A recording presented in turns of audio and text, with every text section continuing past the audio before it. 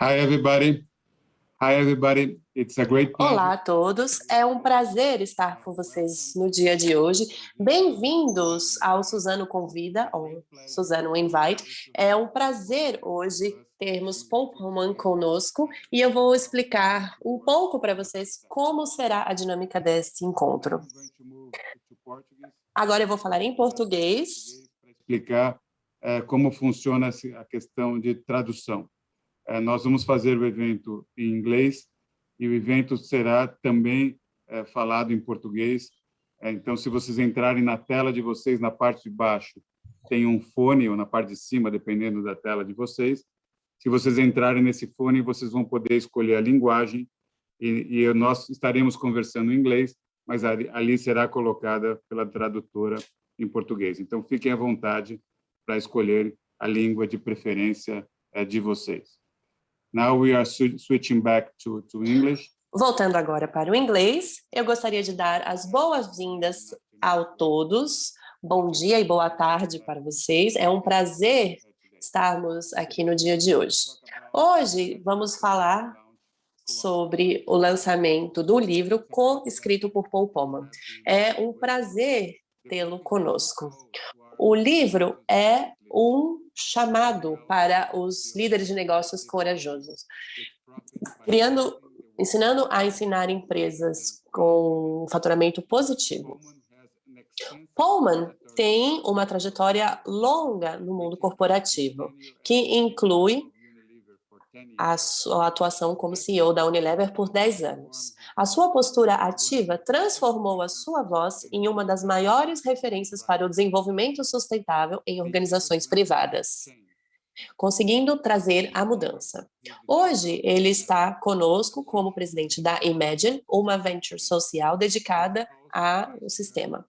Ele também é vice-presidente do Global Compact das Nações Unidas, entre outros.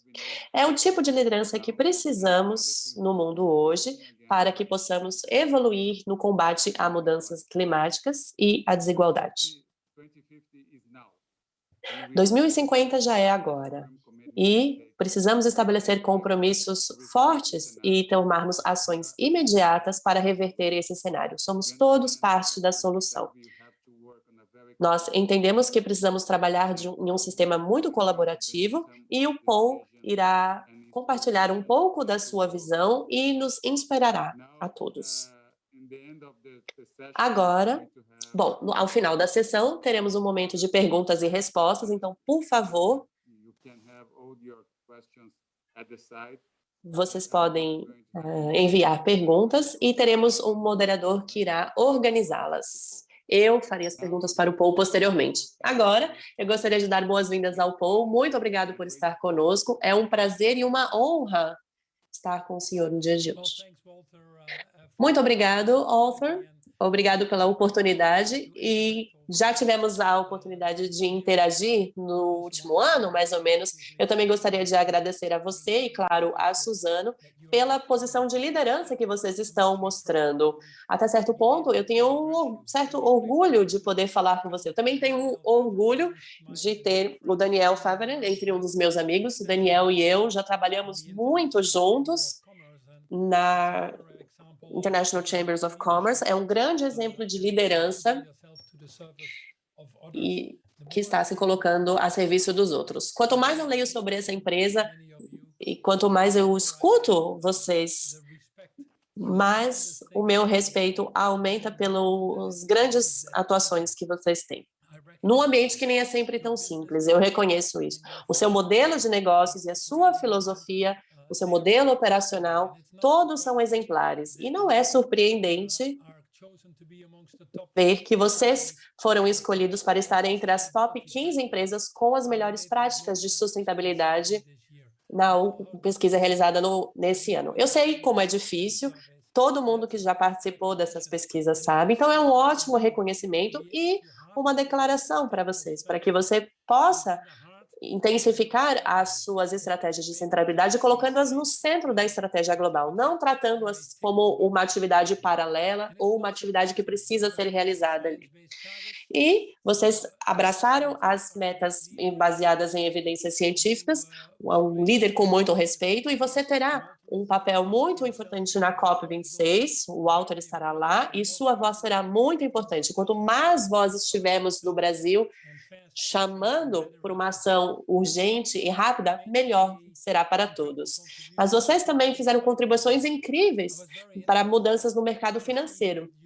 Foi muito interessante ver que vocês linkaram a sua dívida a práticas ESG e vocês até a linkaram com metas de diversidade. Eu acho que isso é algo inédito. Não há muitas empresas que têm uma abordagem tão holística a todos os seus stakeholders. E como falaremos depois, um dos marcos de uma empresa net positive é ser consistente em tudo que faz e não só selecionar alguns pontos, mas de fato implementar modelos de negócios sustentáveis em todas as áreas da empresa. Eu também sei que há uma meta de se tornar carbono positivo e de remover 40 milhões de toneladas de CO2 da atmosfera até 2030. Essa não é uma meta simples. Vocês estão fazendo isso com preservação e, claro, com as suas florestas nativas, que são muito importantes, mas também analisando a modernização do seu equipamento, dos seus investimentos, analisando opções de energias renováveis e outros pontos. Eu acho que esses compromissos estão exatamente o que a responsabilidade deve ser no mundo. As empresas que não somente causam menos danos, mas que, de fato, ativamente tentam fazer o bem. Ou seja, vão deixar o mundo numa posição melhor do que encontraram antes. E vocês, com certeza, são uma dessas empresas. Eu vou usar o título do livro, que se chama Net Positive, que fala basicamente como as empresas corajosas têm sucesso retribuindo mais do que tomam do mundo. E há um desafio muito grande na nossa frente. O nosso sistema econômico global está quebrado. Nós descobrimos que não é possível ter um crescimento infinito num planeta finito. E você não pode trabalhar de forma infinita, porque, por definição, isso não é sustentável. Esse ano, nós chegamos ao dia onde já utilizamos todos os recursos que podem ser substituídos pelo planeta. Esse dia chegou em 29 de julho. Estamos roubando recursos de gerações futuras. Isso causa muito sofrimento. As nossas sociedades estão sendo afetadas por desigualdade, por pobreza, por injustiça, especialmente durante a pandemia, como foi observado. Isso somente se agravou. O nosso sistema político está parado. Muitos governos estão paralisados por interesses próprios, interesses de curto prazo, e as nossas estruturas globais governamentais não conseguem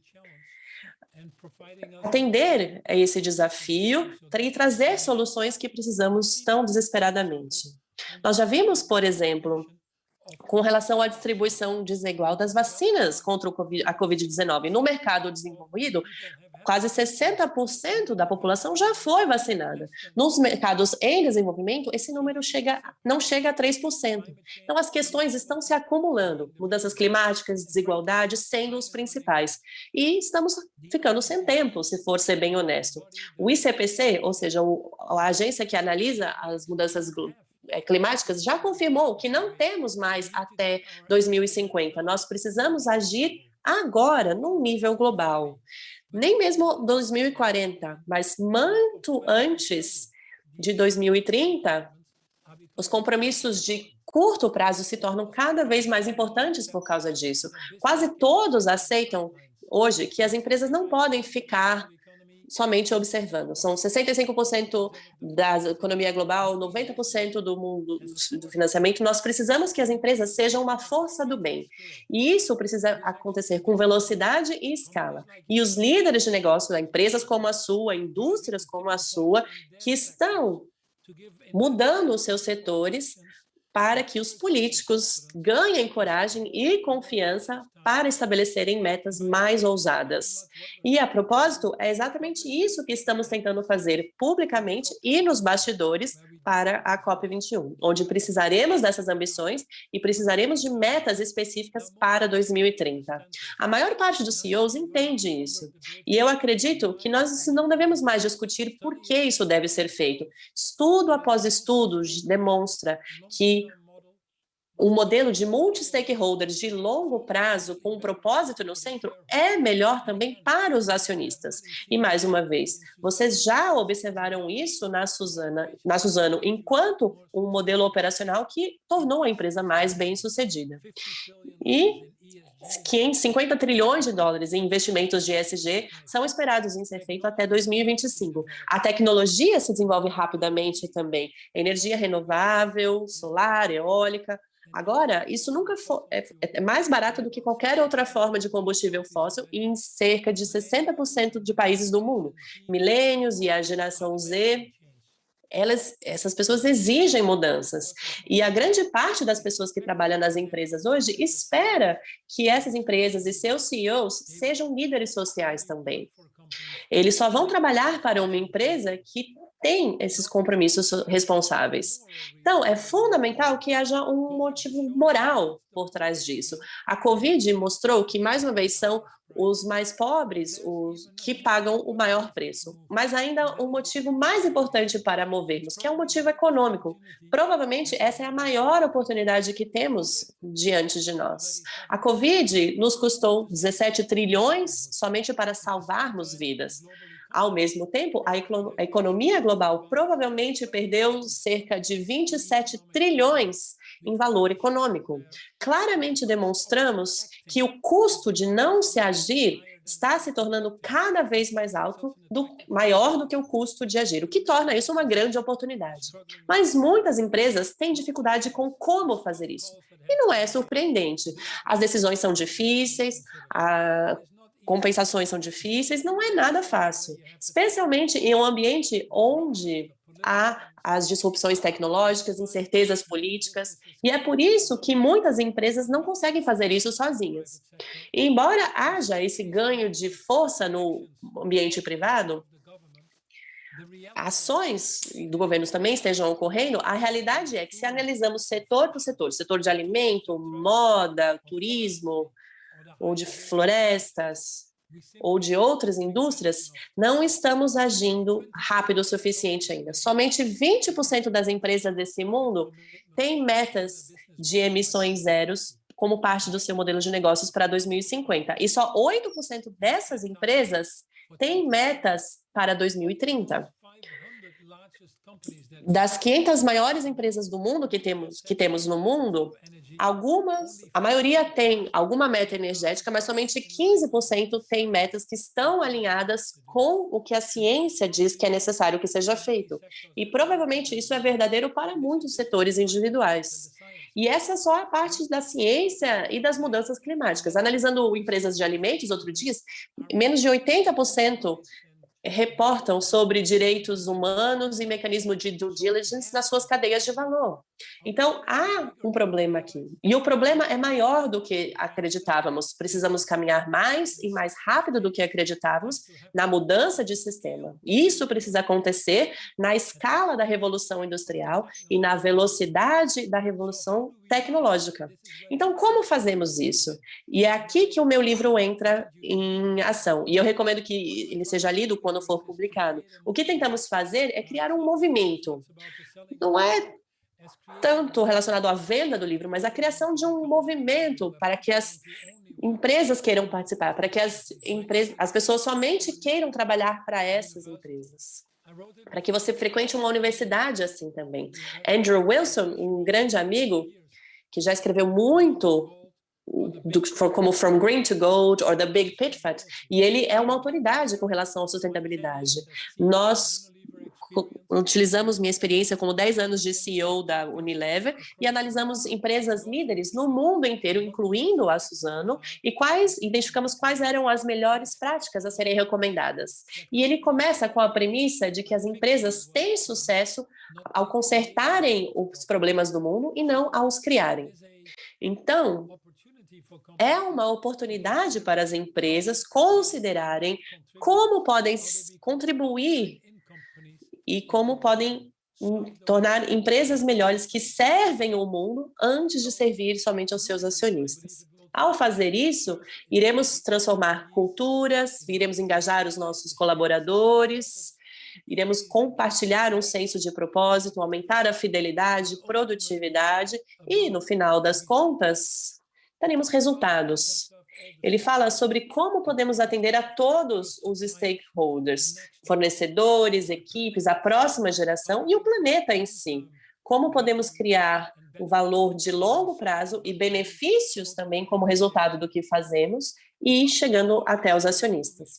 Fala sobre como devemos nos responsabilizar pelos seus impactos sociais e ambientais, seja isso intencional ou não, trazendo consistência em tudo que é feito, construindo uma confiança e atendendo às ineficiências quando necessário. E também fala como criar parcerias mais amplas, parcerias com governos, com a concorrência, às vezes, com a sociedade civil, porque, nesse caso, estamos falando sobre questões que estão relacionadas ao futuro da humanidade, e não podemos competir quando falamos do futuro da humanidade.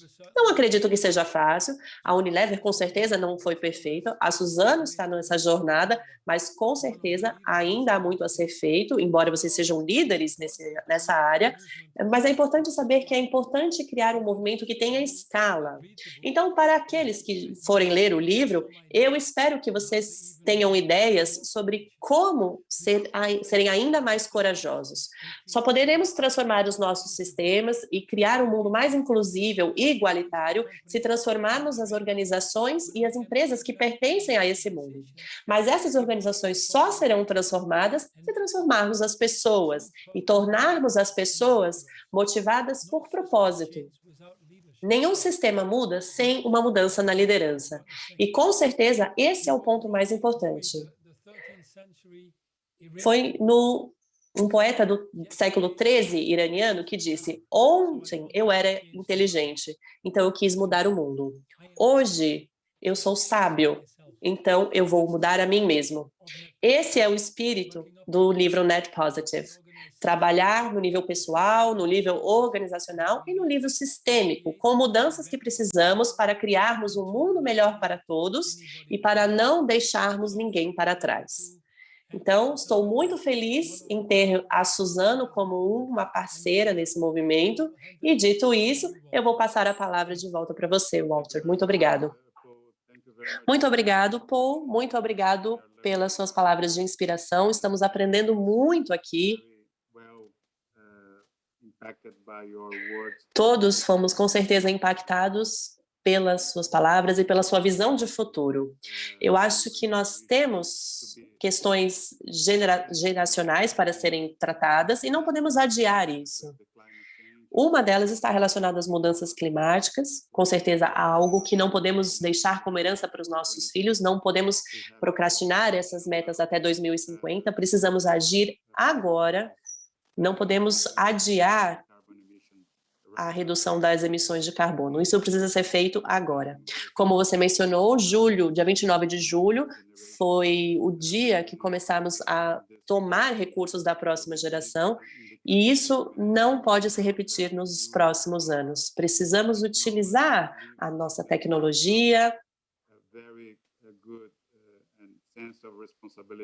e o nosso senso de responsabilidade para trazer mudanças agora. A segunda questão que é muito importante é a desigualdade. A desigualdade que enfrentamos no mundo hoje, a desigualdade de oportunidades, a desigualdade relacionada a gênero, raça, todos esses pontos precisam ser tratados agora. E a sua fala foi bastante inspiradora com relação a esses pontos. Agora eu tenho algumas perguntas que estão sendo enviadas, perguntas do público. A primeira pergunta é: como o senhor observa a transformação em grande escala? O que é necessário para que isso ocorra e qual é a importância do propósito para uma organização? Bom, uma transformação em grande escala é sempre difícil e, na verdade, somente 25% das transformações que estão ocorrendo agora são bem-sucedidas, porque elas exigem muito esforço e muita energia. E um dos pontos mais importantes aqui é a questão do propósito. Sem um propósito forte, sem um motivo para fazer aquilo, sem essa conexão forte com os valores que a empresa defende, você não vai conseguir suportar as pressões que irão surgir. Essas mudanças não são fáceis e, claramente, muitas pessoas antes de nós já tentaram fazê-las e, no caminho dessa mudança, haverá muitos céticos e cínicos, como podemos imaginar. Então, um propósito forte é onde tudo começa. Você não pode ter um propósito para a empresa se você não tem você mesmo um propósito forte, da mesma forma que você não pode ter um negócio sustentável caso as pessoas não ajam de forma sustentável. Então, encontre o seu propósito e trabalhe a partir daí. A gente fez muito na Unilever no primeiro ano no meu período como CEO, e nós transformamos a Unilever como uma empresa de propósito, analisando o histórico da empresa, como vocês têm um histórico incrível, mas também analisando o futuro, do que o mundo precisa. E aí é importante estabelecer metas claras. O livro fala sobre isso, sobre como estabelecer metas que sejam ambiciosas e corajosas. Às vezes, que sejam até um pouco desconfortáveis, mas as metas precisam existir, metas que são necessárias, não metas que são passíveis de serem atingidas e muitas empresas ou empresas demais não são ambiciosas o suficiente. E depois de estabelecer as metas, elas precisam fazer parte de tudo que a organização faz, criando uma transparência e tendo responsabilização com o acompanhamento do que está sendo feito. A Unilever tinha 50 metas e as empresas falaram para mim, por que tantas metas? Será que isso faz sentido?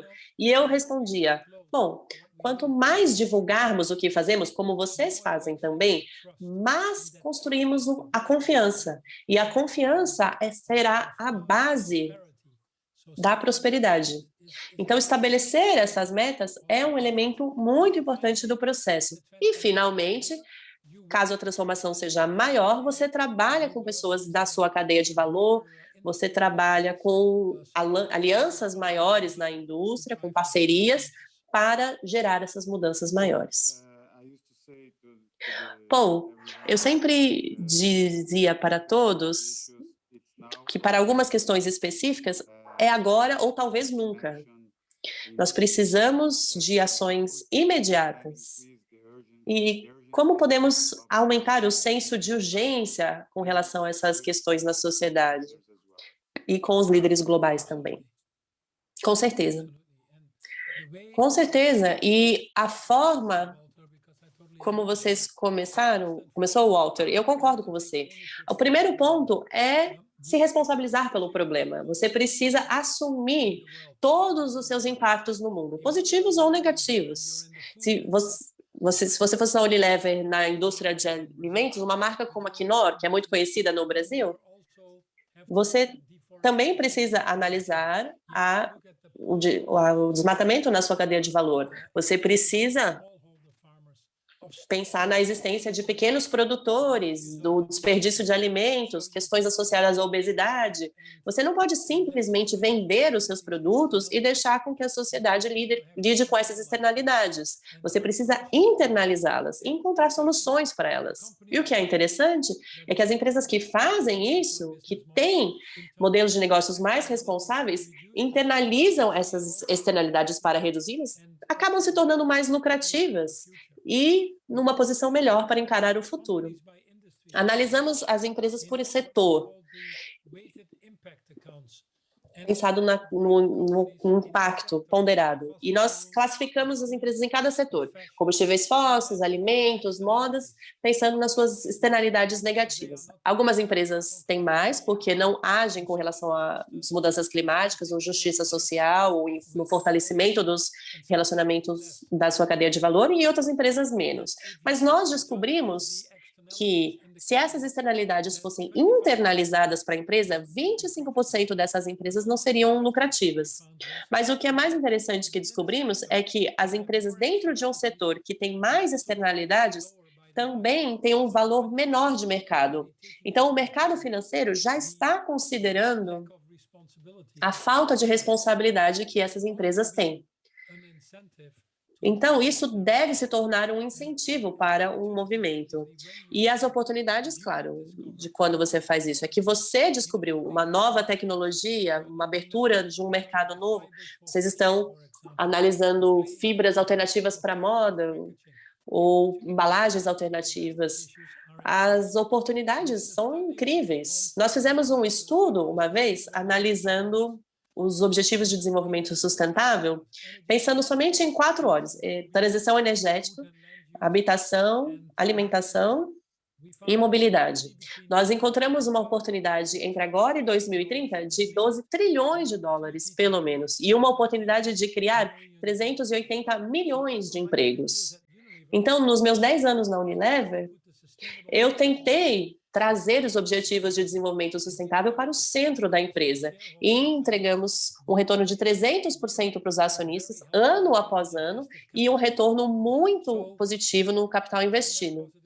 Então, os marcos de uma empresa net positive é assumir os seus impactos com um modelo de multi-stakeholders de longo prazo, viver os retornos de acionista como um resultado do que você faz e não como um objetivo final. E atuar cada vez mais nessas parcerias amplas para trazer reais transformações. Bom, falando agora de outras questões, nós fomos treinados a sermos muito competitivos na nossa sociedade, mas essas questões estão relacionadas a uma ação colaborativa entre diferentes stakeholders da sociedade. O senhor acredita que seria possível engajar a todos nessa jornada de transformação? Essa jornada que poderia nos colocar numa posição onde poderíamos entregar uma sociedade melhor para a próxima geração? E como os criadores de políticas públicas, líderes globais, o setor privado e mesmo os consumidores podem participar dessa jornada? Essa é uma questão muito importante e é algo muito difícil de ser feito. Vimos um estudo americano recentemente, que foi feito pela Ceres, onde eles analisaram todas as empresas com compromissos associados ao clima. E eram muitas empresas grandes que conhecemos. Não vou nomeá-las, mas as Microsofts, os Googles, os Facebooks, mas também a Pepsi, as Coca-Colas, as Nestlés, Unilever, empresas desse nível. E embora essas empresas tenham demonstrado grandes compromissos associados ao clima, pouquíssimas delas, menos do que 40%, na verdade, estavam engajando com o governo de forma ativa. E não só isso, uma porcentagem ainda menor fazia parte de associações de mercado que estão fazendo um lobby contra as associações lutando contra mudanças climáticas. Então, não é possível resolver esses enormes desafios que temos associados à desigualdade, segurança alimentar e mudanças climáticas operando em silos individuais. Uma vez alguém disse que só é possível resolver os problemas se você tentar encontrar uma solução num nível diferente de onde os problemas foram criados. E isso é o Objetivo Sustentável 17. A liderança real é entender que, se colocar ao serviço dos outros, você também terá um resultado melhor. Então, os maiores esforços que mostram resultados são justamente onde essas parcerias podem ser criadas, porque os objetivos estão alinhados. Todos têm clareza sobre como podem contribuir, onde há transparência, onde há um mecanismo de feedback que responsabiliza a todos. Gavi, a Aliança Global sobre Vacinas, é uma aliança bem-sucedida. Países, a sociedade civil e as empresas se reuniram e isso se provou bastante eficiente. Agora vemos as forças-tarefas com os riscos relacionados à mudança climática como uma outra aliança. A aliança Net Zero, no mercado financeiro, onde as empresas se reúnem para remover carbono do seu portfólio. E mesmo nos setores industriais, nós vemos alianças mais amplas sendo criadas. Algumas que vocês lideram, por exemplo, na área de florestas. Por exemplo, um grupo de empresas líderes na indústria de alimentos, a Bunge, faz parte dessa coalição. E juntos eles estão trabalhando com agricultura regeneradora e trabalhando com o governo europeu agora para a implementação do Green Deal.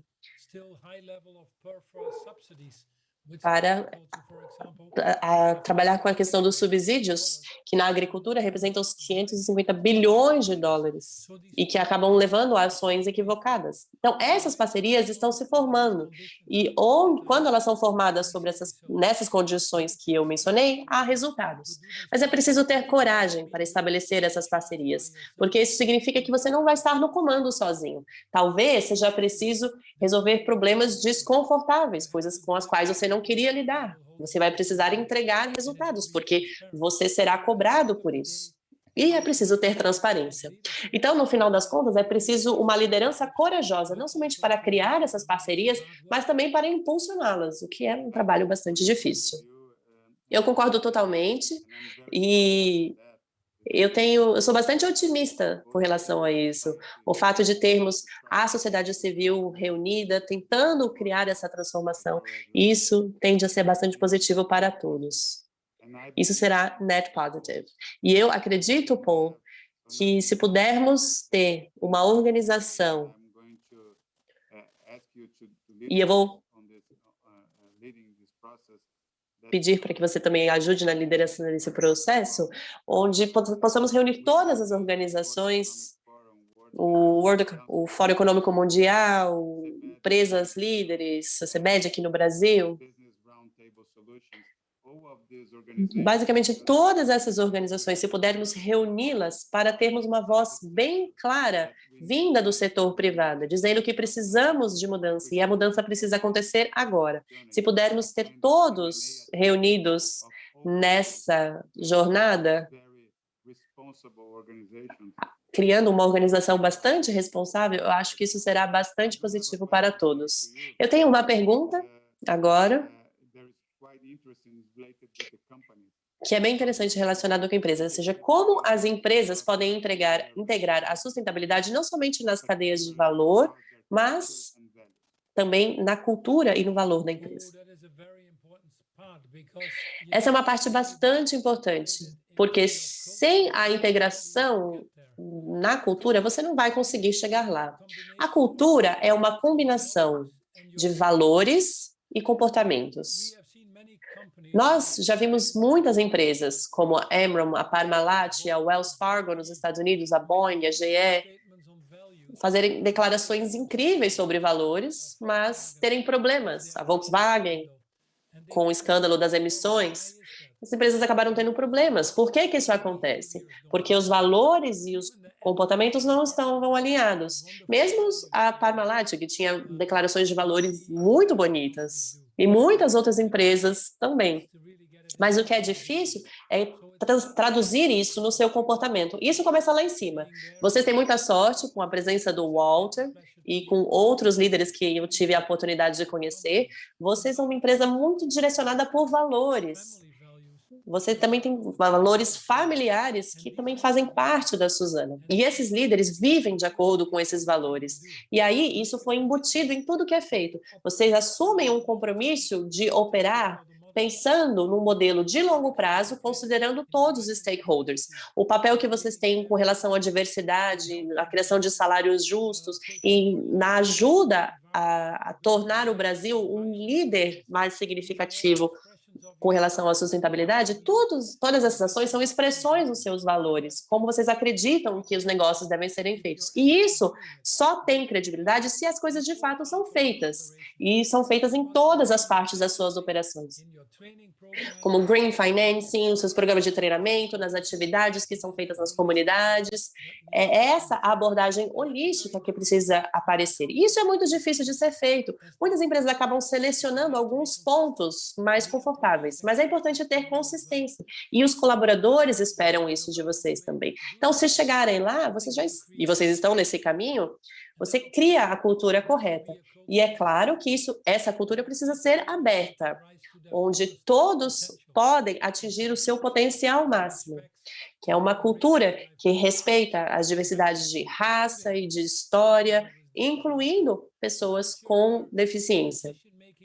Uma cultura onde a decisão é delegada até o nível de onde se encontra o conhecimento, onde a falha é vista como uma oportunidade de aprendizado. Ao entrar nessa jornada, você precisa continuamente se reinventar, criar novas formas de fazer as coisas. E esse é o tipo de agilidade e resiliência que são necessários para ter sucesso e basicamente embutir isso no coração da sua organização. Não há nada mais motivador do que conectar isso a resultados. Eu sempre disse isso. Na Unilever, quando a gente conseguia demonstrar que as nossas marcas motivadas por propósitos eram mais lucrativas e cresciam mais rápido, isso começou a fazer as pessoas entenderem. Então, é preciso ter essa conexão com performance, caso você queira ou não. Essa é uma visão muito positiva, e eu digo a todos que na Suzano estamos numa jornada. E o vídeo é muito bonito, mas se olharmos a foto, ainda precisamos reconhecer muitos problemas que estamos enfrentando para que possamos continuar essa transformação da empresa.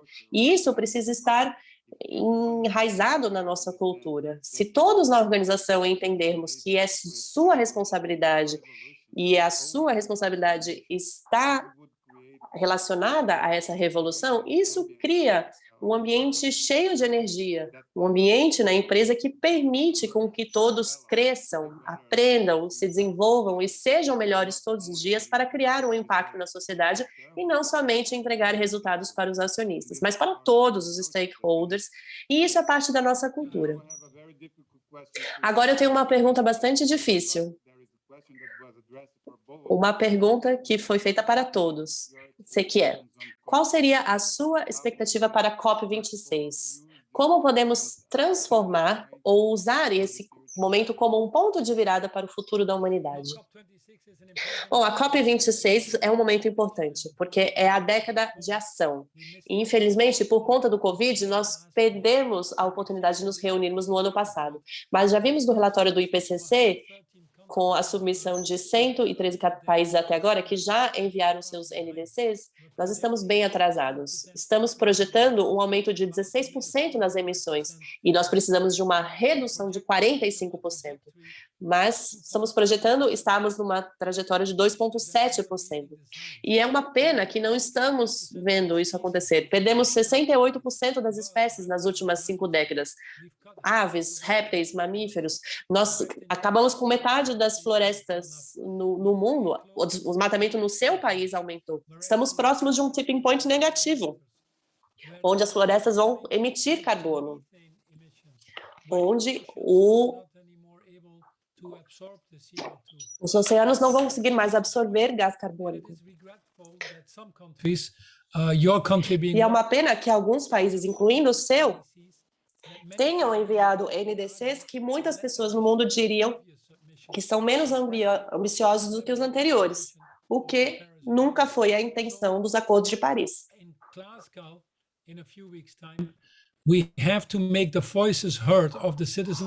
Em Glasgow, nós precisamos que a voz dos cidadãos do mundo e das empresas do mundo sejam ouvidas. Nós precisamos de mais ambições e precisamos delas agora. Então,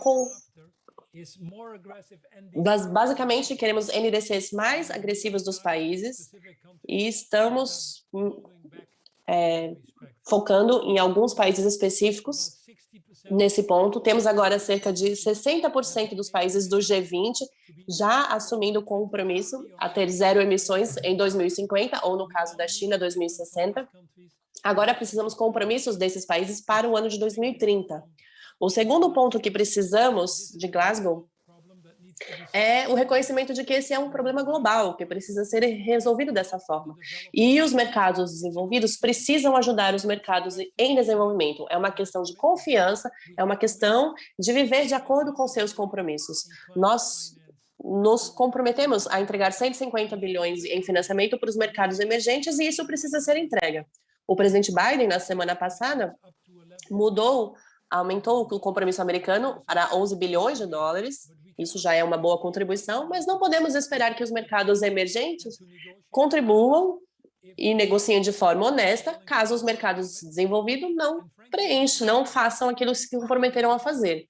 E nós todos precisamos ser diretos. O fato dos mercados desenvolvidos terem todos as vacinas para si mesmo, trazendo só 4% das vacinas para os mercados emergentes, é um fator muito preocupante. Então, precisamos analisar essa barreira de confiança. O terceiro ponto que precisamos fazer é imediatamente parar o uso de carvão. As plantas de carvão que estão sendo construídas hoje, a partir de agora, nos trariam mais aquecimento global. Não podemos lidar com isso. A China tomou o primeiro passo importante na semana passada, quando anunciaram na ONU que não irão mais financiar novas plantas de termoelétricas em carvão.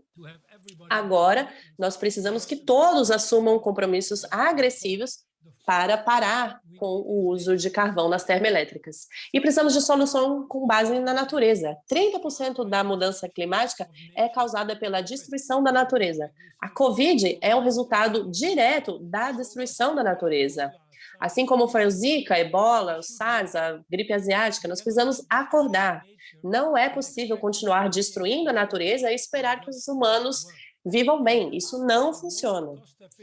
E a solução com melhor custo e eficiência vem justamente da natureza. Como vocês estão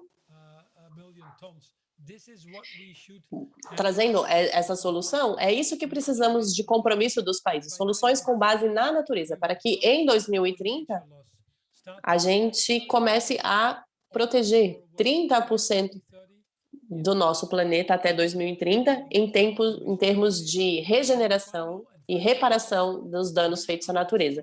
E um ponto final, é tarde demais para trabalhar somente com mitigação. Teremos também muitas discussões sobre adaptação e resiliência. Nós precisamos ajudar o mundo a se adaptar. Há mais de 1,5 bilhões de pessoas em situações vulneráveis nas costas dos mercados em desenvolvimento. Pessoas que estão muito expostas a riscos, que não têm habitações resistentes ou infraestrutura para ajudá-las. Então, nós precisamos construir uma resiliência quando trabalhamos na mitigação. Esses são os assuntos mais amplos que estamos tentando discutir na COP26 e também garantir que a quantidade de recursos, de dinheiro necessário, que é bastante, mas a propósito muito menor do que não fazer nada, que tem um custo muito maior, nós precisamos desse dinheiro e fazer com que o mercado financeiro caminhe nessa mesma direção. Esses são os objetivos. Uma das principais iniciativas de biodiversidade se chama FET, que é garantir que nós temos sustentabilidade nas cadeias de valores, sem nenhum desmatamento na cadeia de valor. E eu fico muito feliz em ver que na coalizão de países, que é liderada pelo Reino Unido e pela Indonésia, e o Brasil, no nível governamental, concordou em participar dessa coalizão também. Será que isso pode ser traduzido numa ação específica? Isso está para ser visto ainda. Mas pelo menos é bom ver o Brasil participando dessas discussões na COP.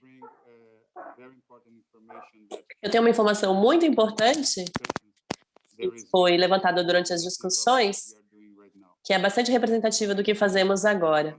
O senhor mencionou que o custo da Covid foi de 17 trilhões de dólares. E eu acho que o senhor está certo. Talvez 10% mais ou menos, não sei. Mas a questão é que se o senhor Biden vai dar 11 bilhões de dólares para um problema que nós temos relacionado a 17 trilhões de dólares, isso não é muito representativo do que o mundo precisa. Nós precisamos de muito mais, e precisamos de muito mais agora. E eu acho que a única forma de solucionar esse problema, Paul, é tentando lidar com a descarbonização do planeta. E para isso, precisamos de metas imediatas de redução de emissão de carbono nas empresas e nos países. Não podemos adiar os NDCs para 2030 ou 2050. Deve ser 2022, 2023, 2024. E o que nós precisamos fazer é uma redução de 20% agora, de 25%, dependendo do país e dependendo do setor. Nós precisamos fazer isso agora. E para financiar esse programa de descarbonização, a única forma de fazer isso é através de um mercado de carbono global regulamentado. Nós podemos usar a COP como um instrumento para criarmos um mercado de carbono regulado no nível global.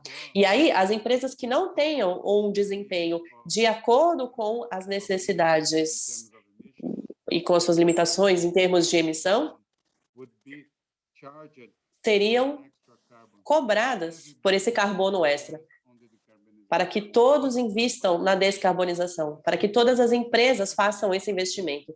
E se esse investimento for feito, nós vamos criar empregos, nós vamos lidar com a economia verde, com as questões sociais, e isso será muito positivo por um lado. Mas, por outro lado, nós também iremos mitigar as emissões de carbono imediatamente. A minha percepção pessoal é que a COP26 deve ser um ponto de virada para a remoção de carbono, para um sistema de mercado mesmo, um mercado de carbono. Eu concordo totalmente.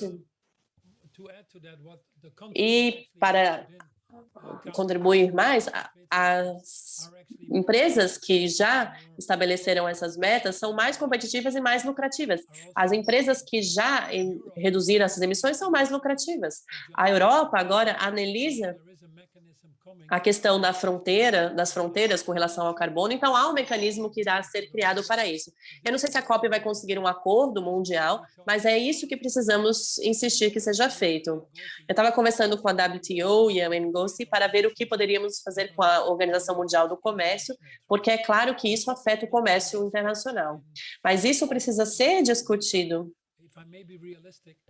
Se eu puder ser mais realista aqui, eu não tenho certeza que, infelizmente, eu diria, com base no que o senhor disse agora, eu não acho que estaremos prontos para ter uma solução no nível global, embora isso devesse ser feito, mas eu acho que precisamos continuar a trabalhar após a COP26 para chegarmos lá.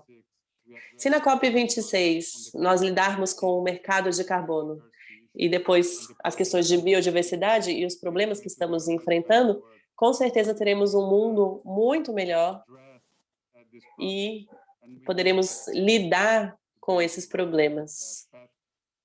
E saberemos que estaremos no caminho certo para termos menos emissões de carbono no mundo e talvez um mundo com zero emissões em algum momento próximo. Seria bastante frustrante se, ao final da COP26, nós começássemos a discutir documentos e regulamentações, quando, de fato, o que precisaríamos ter discutido seria a redução de carbono. Nós precisamos mudar a trajetória imediatamente. E eu acho que, eu espero que todos nós, durante essas sessões na COP26, todos nós deixemos bastante claro para os negociadores a nossa posição como parte da sociedade civil. Com certeza. Estamos chegando ao fim do nosso encontro, infelizmente. Sabemos que precisamos parar às 11h30, pontualmente aqui, horário do Brasil. Eu gostaria de saber agora qual seria a sua visão sobre o futuro da humanidade e como poderemos trabalhar melhor para que a próxima geração tenha uma melhor qualidade de vida, com menos desigualdade, para que as 8 bilhões de pessoas no mundo vivam em um mundo melhor. Essa é uma pergunta importante. Eu estou pensando no futuro da humanidade. Um colega holandês, ele se chama Rutger Bregman, e ele escreveu um livro que se chama Humankind. E a ideia do livro é listar as boas qualidades dos seres humanos. Apesar do que encontramos com bastante frequência, eu acredito nas boas qualidades dos seres humanos. E é isso que faz a vida apenas ser vivida. Eu conheci há muitas pessoas indo dormir com fome, mas nós não estamos nos comportando como deveríamos globalmente, muito por conta das fronteiras ou dos limites que atribuímos a nós mesmos, não atribuindo valor real ao capital social, ou mercados financeiros que pensam no curto prazo, ou um sistema econômico que está pensando na criação de riqueza, pensando em capital e não em trabalho, criando mais desigualdade. Essas são mudanças sistêmicas que precisamos fazer, mas eu tenho esperança. Primeiro, por um motivo bem simples. Agora, nós demonstramos com a Covid, principalmente, que qualquer outra direção não vai levar a nada e não vai nos levar ao futuro que queremos. Caso queremos criar um futuro com mais inclusão, com mais igualdade e com mais sustentabilidade para as gerações futuras, nós somos capazes de fazer isso. Nunca tivemos tantos avisos sobre o que irá acontecer, mas também nunca tivemos tantas ferramentas para agirmos. Nós falamos sobre o custo da ação, que agora é inferior ao custo da inação. Isso me dá esperança. Nós falamos sobre tecnologia, como ela está caminhando rápido, e como há tantas coisas ao nosso alcance hoje que não existiam anteriormente. Isso me traz esperança. A geração mais jovem, 50% da população do mundo tem menos de 30 anos hoje. E eles vão ser 100% amanhã, com mais propósito. E isso me traz esperança. E nós vimos com a Covid quão rapidamente nós podemos reagir a alguns problemas e agir quando entendemos a magnitude dessa ameaça, como podemos trabalhar juntos em novas parcerias, da mesma forma que criamos as vacinas em menos de 9 meses. Pela primeira vez, nós entendemos que a biodiversidade, as mudanças climáticas, a desigualdade, todos esses pontos estão conectados. Então, agora temos um nível maior de consciência. Nós estamos num nível maior de obrigação moral. E cada vez mais, eu acho que é possível despertar em todos esse nível maior de responsabilidade que agora é necessário para criarmos o futuro que queremos. Nós temos uma oportunidade única, porque todos os governos vão investir muito dinheiro na reconstrução de suas economias e na criação de empregos. Nós todos somente precisamos garantir de forma individual e coletiva que esse dinheiro seja gasto em tornar o mundo mais verde, fazendo retrofit de prédios, restaurando a biodiversidade, acelerando a eletrificação do sistema de mobilidade e outros. Investimentos melhores, com retornos melhores e com a criação de mais empregos. Empresas como a Orsted, na área de eletricidade, ou como a Tesla, na área de automóveis, ou a Beyond Burger, criando alternativas à carne, todas foram criadas do nada, num período relativamente curto, criando um mercado que chega até 100 bilhões. E isso é um indicador que o mundo e o mercado financeiro, mas o mundo também, está olhando para essa direção como a direção mais promissora e a mais recompensadora. Eu acho que é possível ser feito. Estamos prestes a fazer isso acontecer, mas como você disse, Walter, precisamos de todos. E é por isso que eu sou muito grato a ter você, entre outras empresas, liderando esse processo e estou bastante ansioso para encontrá-lo em Glasgow. Essa é a liderança real que é necessária agora. Não tem nada no nosso caminho a não ser a vontade humana. E voltando ao meu livro, Net Positive, que fala sobre o S-Modus, como a coragem humana que precisamos e a liderança necessária, que infelizmente ainda não é tão comum, assim como das mudanças sistêmicas e como essas coisas se combinam. E você demonstrou num nível bastante amplo que tem todas essas características. Estou bastante ansioso para encontrá-lo lá e para compartilhar o restante da jornada da Suzano, continuando a estabelecer os padrões do que será uma empresa Net Positive. Obrigado pelas palavras de inspiração, por todas as suas ideias. Tem uma pergunta bastante rápida. Onde podemos comprar esse livro? Bom, se vocês puderem me fazer um favor, claro. Ele pode ser... Bom, ele vai ser lançado no dia 5 de outubro, ou seja, daqui a uma semana, pela Harvard Business Review, você pode colocar no Google meu nome, o nome do livro, Net Positive, e ele vai aparecer. E ele pode ser encomendado imediatamente. E quanto mais pedidos antecipados forem feitos, mais pessoas vão criar o movimento que precisamos. Então, ele está disponível, foi publicado pela Harvard Press, Net Positive, como as empresas corajosas têm sucesso, retribuindo mais do que tomam do mundo. Muito obrigado, Paul. Desejo tudo de bom e nos vemos em Glasgow em algumas semanas. Estou bastante ansioso, fique bem e espero dar um abraço presencial ao invés de um abraço virtual em breve. Obrigado a todos.